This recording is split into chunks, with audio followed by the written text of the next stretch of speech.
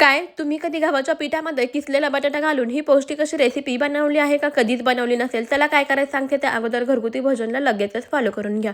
एक बटाटा व्यवस्थित सोलून किसून घ्यायचा. आता लगेच एका मिक्सिंग बाउलमध्ये 1 वाटी गव्हाचं पीठ, 1 चमचा बेसन पीठ, 1 चमचा रवा घालायचा. व्यवस्थित मिक्स करून घ्यायचं. आता यामध्ये पाणी घालून मध्यम स्वरूपाचं याचं मिश्रण बनवून घ्यायचं. 10 मिनिटं करता याला झाकून साईडला ठेवून द्यायचं. 10 मिनिटानंतर झाकण काढायचं. बघा, हे मिश्रण अगदी मस्त असं भिजलं गेलेलं आहे. आता लगेच यामध्ये आवडीप्रमाणे बारीक चिरलेल्या भाज्या घालायच्या.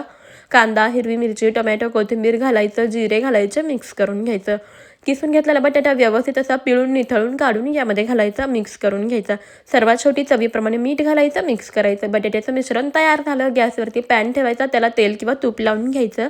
त्यावरती हे मिश्रण घालायचं. हाताला थोडंसं पाणी लावून याला व्यवस्थित असं पसरवून घ्यायचं. अशा पद्धतीने याचं पातळसर थालीपीठ बनवून घ्यायचं. झाकून ठेवून याला व्यवस्थित भाजून घ्यायचं. वरच्या बाजूने तेल लावायचं, याला पलटी करून घ्यायचं. अलटी पलटी करून दोन्ही बाजूनी खमंग असं भाजून घ्यायचं.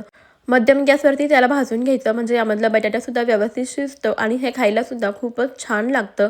तर हे बटाट्याचे थालीपीठ आपले अगदी झटपट तयार होतात. घरामध्ये उपलब्ध असणाऱ्या साहित्यामध्ये तयार होतात आणि पोटभरीचं सुद्धा आहे.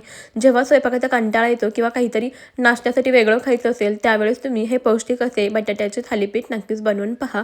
बनवायलाही सोपे आहेत आणि खायलासुद्धा तितकेच पौष्टिक, कमीत कमी तेलामध्ये तयार होणारे आहेत. याला तुम्ही असंच खाऊ शकता. सॉससोबत, तुमच्या आवडीच्या चटणीसोबत सर्व करू शकता. तुम्ही सुद्धा ही रेसिपी नक्की ट्राय करून पहा. कशी वाटली कमेंटमध्ये कळवा. Bye bye.